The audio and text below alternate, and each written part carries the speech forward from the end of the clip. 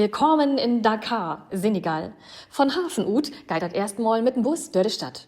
Unterwegs geht dat vorbei an historischen Bahnhof Gare de Dakar, in Erinnern an die freie Eisenbahn in Senegal.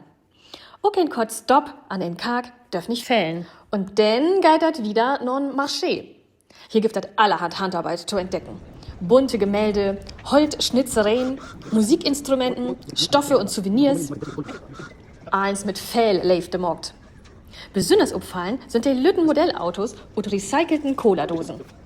Ein neues Beispiel, wo kreativ Upcycling sehen kann. Ja, hier noch ein Kotten lütten Indruck. Unterwegs fällt auch der bunt bemalten Busse ab. Typisch für Dakar und nicht zu übersehen. Dann geht es wieder durch die Stadt.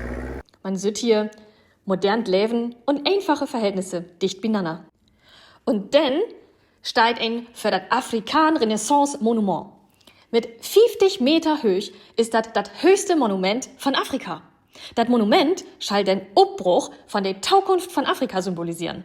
Ehrlich gesagt, wenn man direkte Mang für die Fällen Stopen steigt, merkt man, wo riesig das wirklich ist.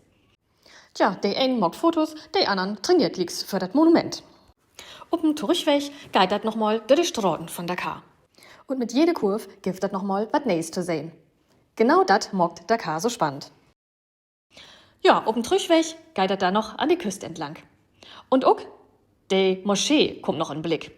Direkt ans Meer. Und dann geht das wieder durch. Dakar hat mit seinen Gegensätzen und seiner Lebendigkeit richtig beeindruckt. Löppt.